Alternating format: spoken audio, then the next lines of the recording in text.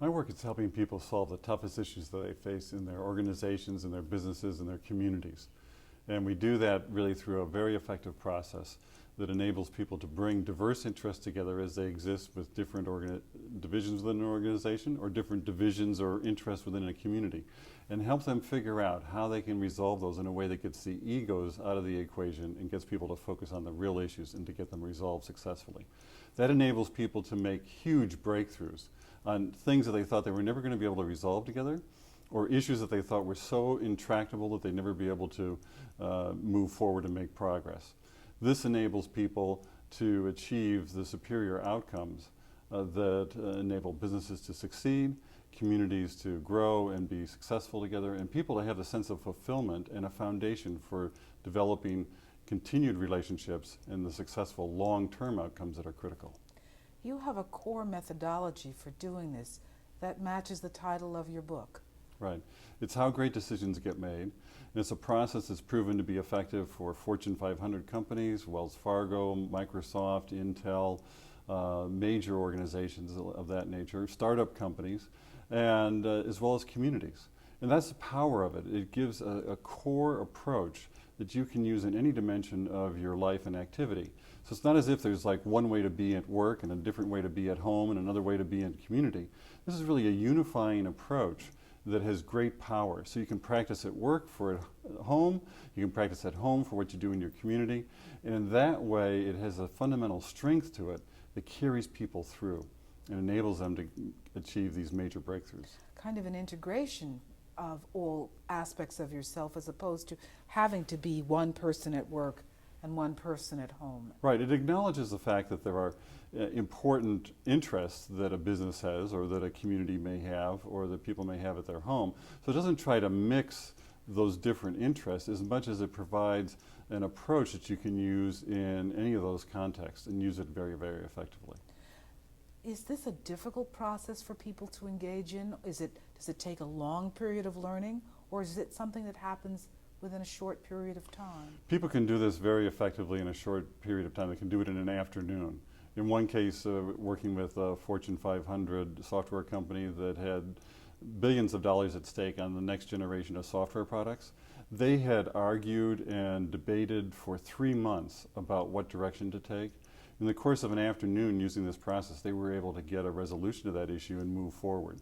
And so that's the acceleration that we're looking for through this, is the ability to very quickly and effectively move through major issues, resolve them, but even more than resolve them is have a spirit of collaboration that comes forward from that enables people to execute on those decisions effectively.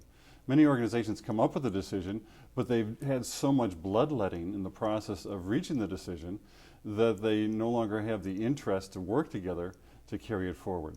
This does quite the opposite. It builds that capacity, that interest, that commitment to one another at the same time as it resolves very critical issues on which there might be very, very divergent points of view.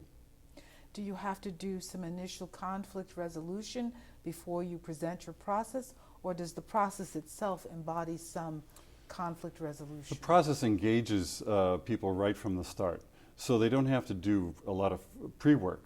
They just begin. And it really begins getting people to focus on not what their conflict is, but really what they're truly hoping to accomplish through the issue that they're trying to address. So it moves past the expectations they might have or their entrenched positions into what they're really hoping to achieve. And what people discover through that is that actually there's a fundamental foundation of shared interest. And when they perceive that, that enables them to work together in a far more effective way.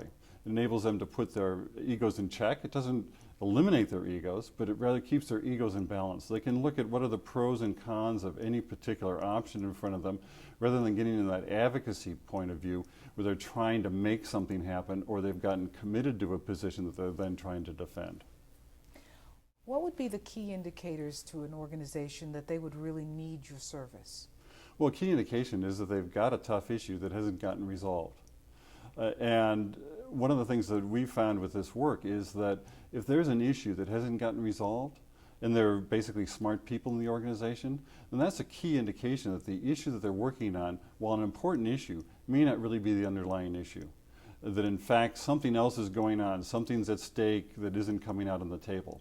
So one of the great powers of this process is not only to get people focused on what they're hoping to accomplish together, but give them a way to sort through what they're dealing with to discover the real issue rather than the presenting issue. And once they do that, they're able to very quickly resolve the matter because they've gotten to the core of what it truly is. So if any organization has something, by my gauge, that they've been thrashing around for more than a month, that's a good indication that they have a tough issue that needs an effective process to resolve. And very few organizations really have a specific process for resolving issues. Each division has its own approach or whatever, and you get several divisions together that have to work to resolve some major issue, which is where most of the important issues exist in an organization, whether it's corporate or in community or in government. There are these multiple interests that have to come together to get something done. And so that's where they need a common process. They need a shared approach to how they're going to resolve this together. And that's where the power of this process is so phenomenal. Is there anything you'd like to add? Well, I'd like to add that people have a tremendous opportunity to change what's happening in their experience and what they're working on. Many people today have given up in their organizations or in their communities saying, oh, we can't resolve that issue, or we're never going to agree, or that's the way operations is, and this is the way maintenance is, and they always fight, so let's not try to do anything about it. Those are false assumptions. And the great opportunity that exists for all of us is to step past those and to realize that we can in fact be far more effective and more successful than we ever thought, just by having an effective way to be working together to sort through the issues and achieve breakthroughs that enable us to move forward.